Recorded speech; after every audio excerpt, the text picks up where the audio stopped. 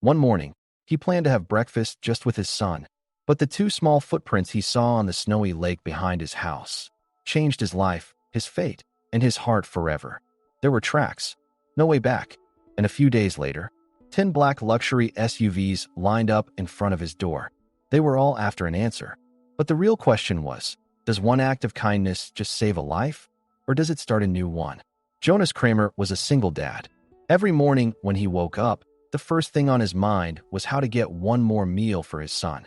Everything in his life was like that old pickup truck, a struggle that might or might not keep running. Winter had really set in. The house was warmed more by blankets than by heat. But Jonas, being an old firefighter, was used to tough times. The only thing he wasn't used to was his son growing up silently. Liam was a kid who had forgotten how to play.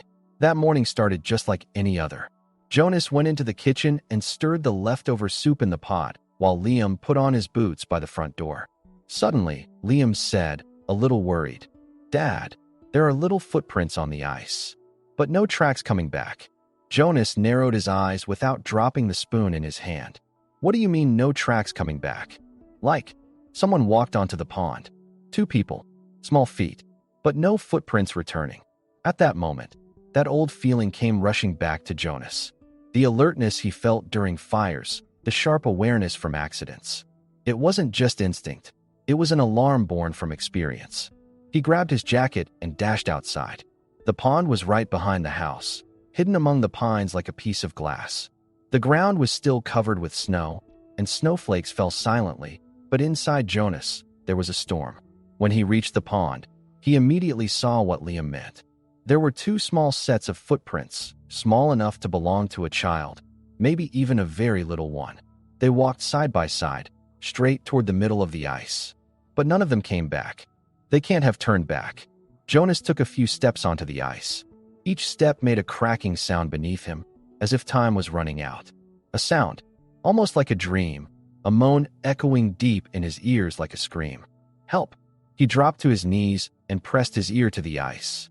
Yes, the sound was real. The kids were under the ice. In that moment, Jonas didn't think. He didn't make a plan. All he did was slam his elbow wildly on the ice. 1, 2, 3 times, cracks spread like a spiderweb. Finally, with a terrible crack and then dark, icy water, Jonas fell in. The shockingly cold water stiffened his body as he saw shadows beneath the surface. 2 little girls, their eyes wide open, trapped inside a nightmare that sparkled like glass. One was almost losing consciousness. The other was still struggling motionlessly. Jonas reached out to grab them. His fingers were numb, but he didn't let go. He gripped their wrists and pulled with all his strength. One, then the other. He pressed them to his chest. He couldn't breathe, but he managed to get out of the water. When he crawled onto the shore, the girls were unconscious. Jonas's hands shook. His lips were blue, but he didn't let go. "Hold on. You're safe now." Liam came running back with tears in his eyes. He had opened the old radio inside the barn and yelled, "2 girls. Dad's under the ice." The panic in his voice was clear even through the crackling static. Luckily, the emergency teams arrived quickly. Jonas carried the girls to the ambulance without letting go. He was still shaking, but his eyes were open. "Forget me. Keep them warm. Don't let them freeze again." No one there knew this was just the beginning. Not Jonas, not Liam, not Rosie and Mia, who were saved from under the ice. But by that pond, a story was born, one where frozen hearts began to thaw, and nothing would ever be the same again. Jonas was sitting in a chair in the hospital room, his hands clasped tightly together. The warmth of those moments had long left his body, but the images in his mind were still vivid. The ice breaking, the dark water, the terror in the girls' eyes. Rosie and Mia. He'd heard their names for the first time from a nurse in the ambulance. No one really knew who they were yet, or why a family had left them alone in the middle of the ice. Liam, half awake, was leaning his head against his dad's arm in the passenger seat. The little boy was quiet as always, but Jonas could tell that this morning, Liam was different. For the first time, his son was face to face with one of life's big questions. Why wasn't anyone looking for these 2 little girls? Rosie and Mia were stable. Mild hypothermia, a few scratches, some bruises. But the real damage was deeper. One was 6 years old, the other, her twin sister, born maybe just minutes apart. While Jonas waited by their side, He noticed that Rosie stared silently at the ceiling, while Mia turned her head to the wall, making no sound at all. It was like they had made an unspoken pact to stay quiet, not talking, because speaking would make everything real. A nurse approached Jonas. "No one's come looking for them yet. We've informed the police, but there's no missing person report filed." Jonas frowned. "So, no one even noticed these two kids were missing?" The nurse lowered her head. "Sometimes. Some kids disappear quietly, Mr. Kramer. Nobody notices." A chill ran through Jonas. Not anger, but helplessness. Those kids could have died under the ice yesterday. And if Liam hadn't seen? If he hadn't noticed those footprints? Today, even the names Rosie and Mia might not be known. Just two small bodies forgotten beneath the ice. That night, before leaving the hospital, Jonas stayed by the kid's bedside a little longer. Rosie's eyes were open. Jonas gently approached her. "Hi, Rosie. I'm Jonas. I'm the one who pulled you and your sister from the water yesterday." Rosie turned her head slightly, but didn't answer. Something flickered in her eyes. Surprise, fear, or hope? "Do you want to tell me something about your mom?" Jonas asked softly. Rosie's lips moved. It was almost a whisper. She was crying. Jonas leaned closer. "Who?" "My mom, somewhere in the trees. She was crying. She told us to run away. She said run towards the light." Jonas swallowed hard, the knot in his throat tightening. "And then?" Rosie shook her head slowly. "There was no then." That night, Jonas and Liam went back home. The hospital had arranged a place for Rosie and Mia for a few days, but what would happen next was uncertain. Social services would get involved as part of the process, but deep down, Jonas felt something was wrong. This wasn't abandonment. It was an escape. And if Rosie was telling the truth, which Jonas felt down to his core, then their mother was still somewhere out in the forest. Maybe there was still danger following them. The old house was quiet at night. Jonas lit the stove, warmed some milk for Liam, and went to the window. He looked out at the pond on the edge of the forest. He had pulled two kids out of that darkness. But maybe that darkness was still holding on to someone else. As the first gray light of dawn broke through the clouds, Jonas started up his pickup. Liam, quietly awake, had come to the door. "Are you going to look for someone?" Jonas nodded. "Yes. Maybe there's a mother waiting for me. Maybe someone needs hope, just like we do." And this time, Jonas didn't walk onto the ice. He walked into the forest. His steps were quiet, but inside him echoed a steady determination. Rosie's voice still rang in his ears. She was crying. But she sent us to be saved. This was no longer just a rescue story. It was a mother's last fight, spoken in silence. And Jonas had saved the children under the ice. But maybe their mother was still out there. And there was still time. As Jonas moved deeper into the forest, the silence hit him like a physical wall. The snow muffled every step, swallowing the crunching sounds. The wind whispered through the pine branches like a sad melody. Every step Jonas took echoed Rosie's whispered words in his mind. My mom was crying. Somewhere in the trees.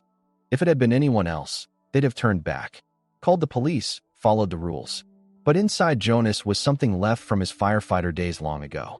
Sometimes it's not the rules but the heart that guides your steps. And his heart was pulling him into this silence.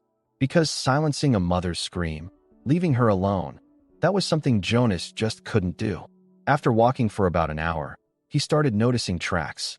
First some broken branches, then footprints. Not small ones, but belonging to an adult woman. The tracks were faint, covered by snow. Then, near a tree, a faint trembling mark, and finally, a sound. A deep groan, almost a wheeze.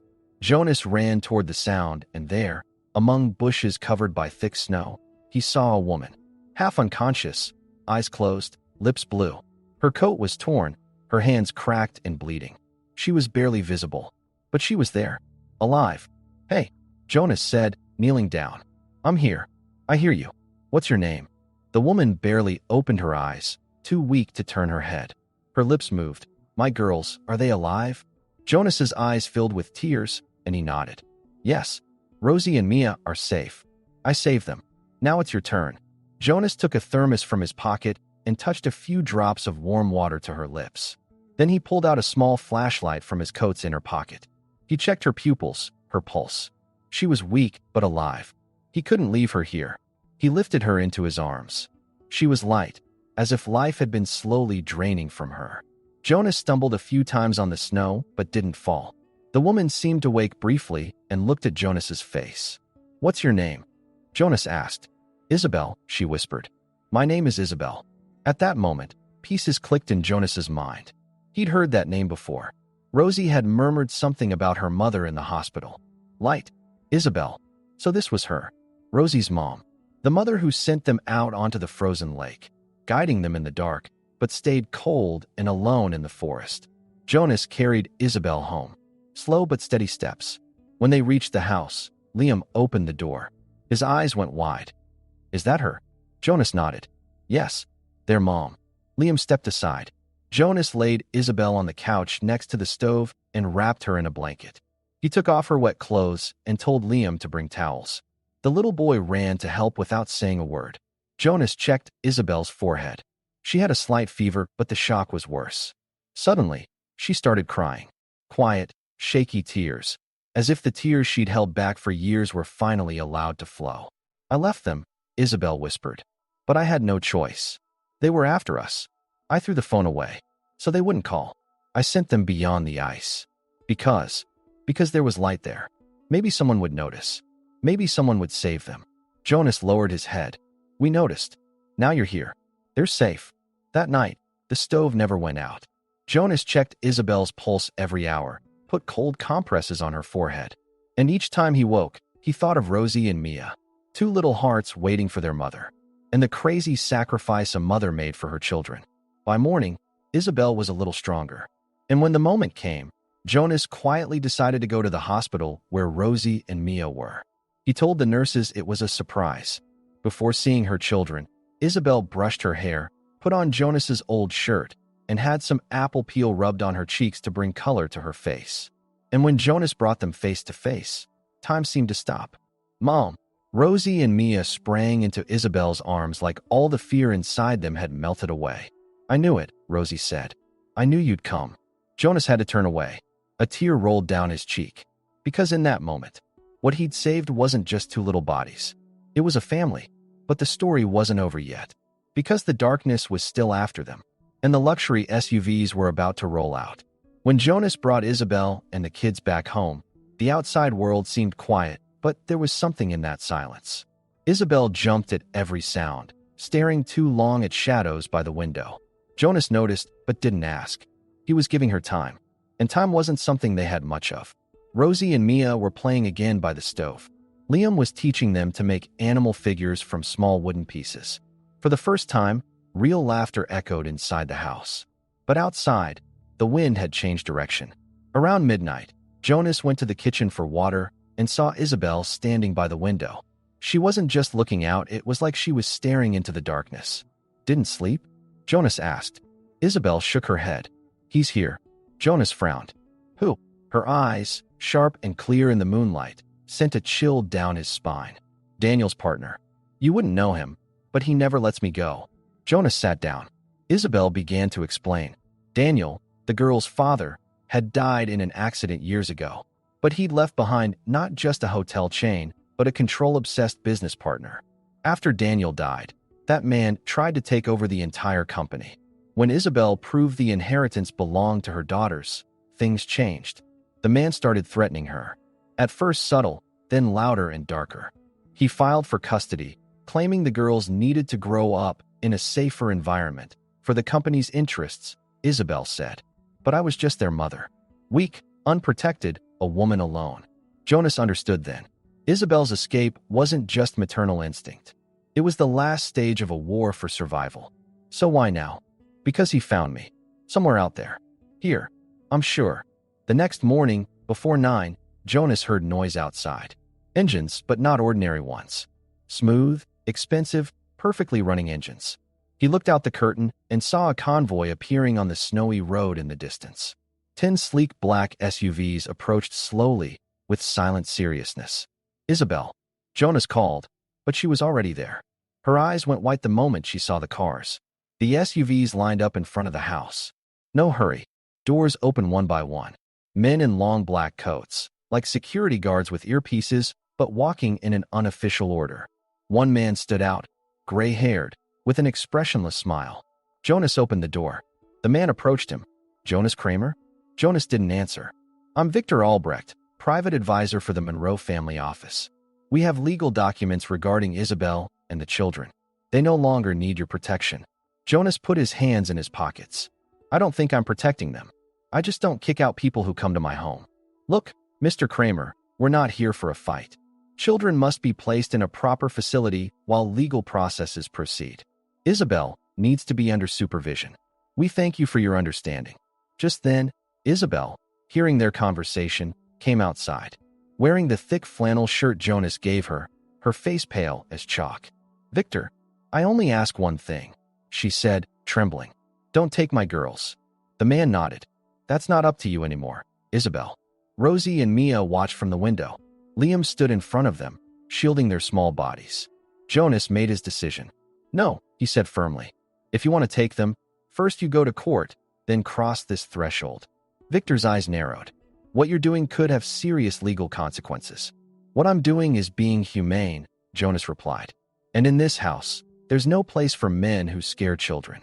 Silence fell, but that silence seemed to declare this battle was just beginning. Because these men were fighting not only with money, but with the law.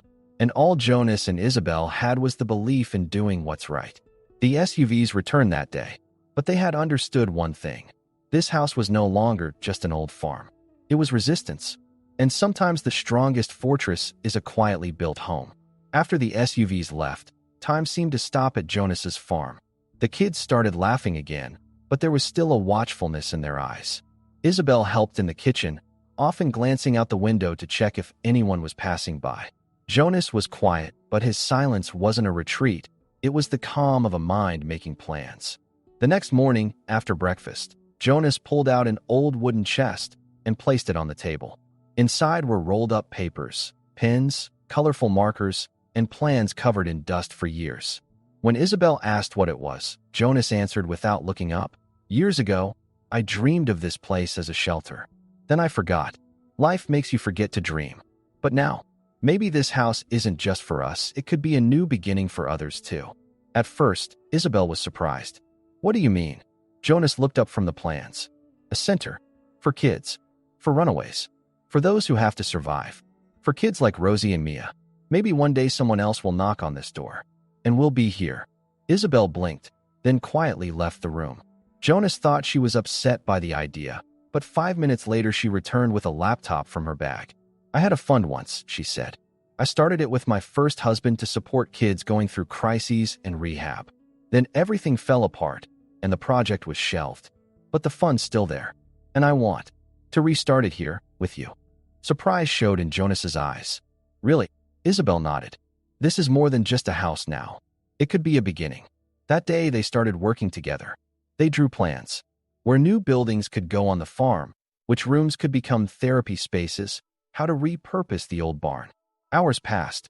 While the kids played outside, snowball fighting, hope was planting roots inside. Within a week, things moved forward. After a meeting with Isabel's lawyer friend, the fund's use was approved. A small construction team was organized. But this wasn't just any team. Every person who came was someone Isabel had helped in the past. Quietly, without fanfare, they showed up with toolkits. Some were donors to an old foundation. Others were young people rehabilitated years ago, thanks to Isabel. And each one said, "We owe you," as they got to work. Jonas, hands covered in dirt, swung a shovel alongside the kids. Liam, Rosie, and Mia weren't just playing anymore. They were planting saplings, painting small signs, hammering nails. The old barn was becoming the foundation of a future. One morning, while Jonas watered the young saplings outside, Isabel came to him. She wore Jonas's spare coat, her hair messy in the wind. "This is for you," she said, handing him a small box. Jonas opened it. Inside was a pair of gloves. Leather, worn but still sturdy. "Daniel's gloves," Isabel said. "He wore these building the first rehab center. Now your hands are building the right places." Jonas didn't know what to say, but his eyes filled. "I have something for you too," he said, pulling a small square box from his pocket. He opened it.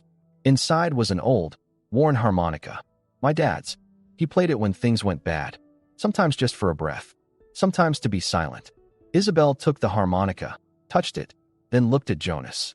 "Can you still play?" Jonas shrugged. "Maybe." But now's not the time to be silent. It's time to make noise.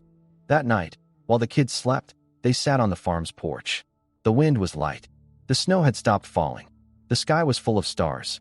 Jonas brought the harmonica to his lips and softly played a tune. Isabel sat beside him, gazing up at the sky. "You know," Jonas said, "I always thought I'd be alone. But now, it feels like we're not. And for the first time, this house really feels full." Isabel nodded, lowering her head. This kind of fullness doesn't always come from love. Sometimes it comes from pain. But maybe this is where we belong.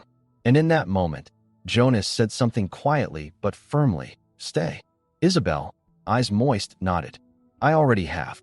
When March began, the snow layer over the farm started to melt slowly. The soil seemed to be breathing again after years.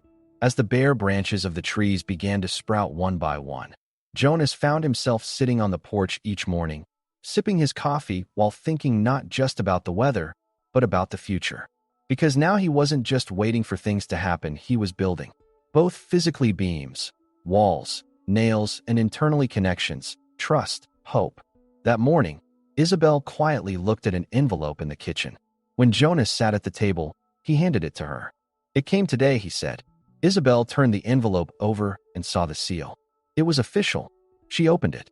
The Haven at Ridge Hill is officially registered as an organization dedicated to child welfare and family restoration. Opening date, March 10th. Jonas raised his eyebrows. Isabel smiled. "We're officially starting." That day, Jonas prepared the paintbrushes while Liam painted small signs with Rosie and Mia. Under the welcome sign, the three of them pressed their names with finger paint. Isabel arranged a tea station inside with volunteers and placed baskets of toys in the corners of therapy rooms. And then, the moment came. The first family arrived in an old station wagon on the dirt road. The second family came walking from the neighboring village. Then a minibus full of young people. Quietly, one by one, they stepped through the farm's gate. No one asked too many questions, but in their eyes was a shared language. "We're tired, but we're here." Jonas had set up a small podium on the porch. No one expected a formal speech, but holding Isabel's hand, he stepped up. "I'm grateful to see you all here," he said. "Many things have been planted on this land before. But today, we're planting not just vegetables, but hope. And this hope will grow with all of our hands." Someone from the crowd whispered, "That hope is you." Jonas shook his head. "No, it's us.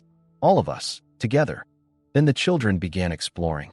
While Liam, Rosie, and Mia showed the garden to the other kids, they shared plans for a treehouse and imagined places to play together. In those moments, the pain of the past slowly faded, making way for the quiet victory of laughter. At the end of the day, a small ceremony was held by the pond behind the farm. Jonas placed a wooden bench he had built in his workshop by the water's edge. Carved into the bench were three names: Rosie, Mia, Liam. Below them was a single sentence: "Because sometimes a kindness doesn't just save a life, it starts one." Isabel sat beside Jonas. She held a small box and opened it. Inside was an elegant but simple silver ring. Only these words were engraved: "Still here." Jonas met her gaze without looking away. Isabel whispered, "I don't want a ceremony or a crowd, but here, with you, I want to say yes." Jonas took the ring, held her hand. "I already said yes to you." And by the pond, witnessed only by nature, a quiet marriage proposal was accepted without big words, but with great meaning. That evening, the children fell asleep tired but happy. Rosie and Mia clung to their mother's skirts, saying, "I'm not afraid to dream anymore." Liam, for the first time, slept without leaving the light on.